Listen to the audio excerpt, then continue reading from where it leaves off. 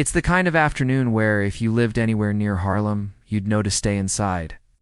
Because, right now, the air is thick with tension, and the ground is starting to shake.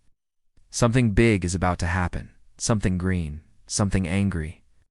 On one side, you have Bruce Banner, the reluctant genius. The man who, thanks to a catastrophic accident and a little too much gamma radiation, turns into an unstoppable force known as the Hulk. He doesn't want to be the hero.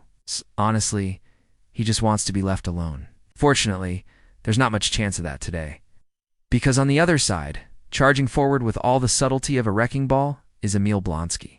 Former elite soldier, ambitious, ruthless, and now mutated by his own cocktail of government experiments. You might call him the Abomination. And you wouldn't be wrong. Both men are products of science gone wrong.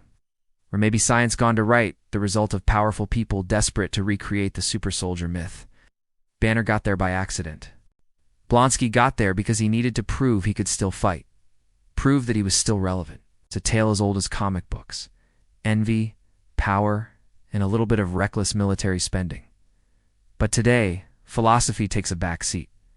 Because the clash between Hulk and Abomination isn't subtle. It's loud, destructive, and, for the people of New York, a nightmare in slow motion. Abomination lands the first punch. It's brutal. Hulk is thrown through a concrete wall.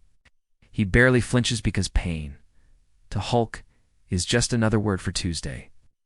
Blood is roaring in his ears. But it's not Raj, at least.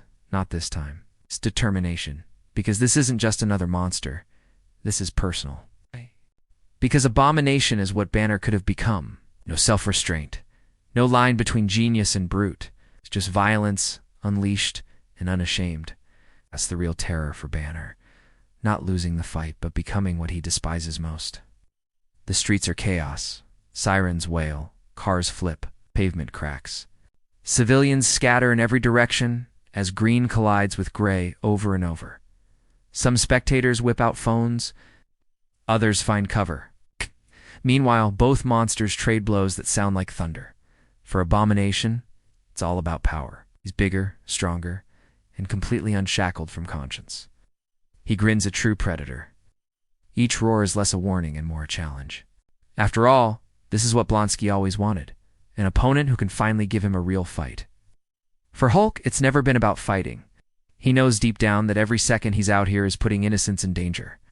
But if he runs, Blonsky will destroy everything and everyone. So Hulk digs in. He absorbs a blow, lets out a guttural growl, retaliates with a punch that sends Abomination careening into a school bus empty. Thankfully, their duel isn't just a spectacle. It's a question. Which is stronger? The monster with nothing left to lose, or the monster who still desperately clings to a shred of humanity? Abomination isn't used to being challenged. He's faster than the Hulk, at least at first. His attacks are ruthless, wild, a mess of claws and rage. But as the minutes pass, he starts to tire. Hulk, fueled by anger and necessity, only grows stronger. This has always been Banner's secret: the madder he gets, the more unstoppable he becomes. In that sense, Abomination's strength is his weakness. He fights to destroy. Hulk fights to protect. In the end, it's not just muscle that wins the day. It's restraint. Hulk has the chance to finish Abomination. For a moment, even Banner hesitates on the inside. He could end it. Wants to. But he grits his teeth, resists, and chooses mercy. Authorities arrive, dart guns ready, but it's the Hulk who finally subdues his rival, leaving Abomination battered, but alive barely. There's no victory parade for either. Banner slips away into the shadows, fleeing not just the government, but the nightmare version of himself that Abomination represents.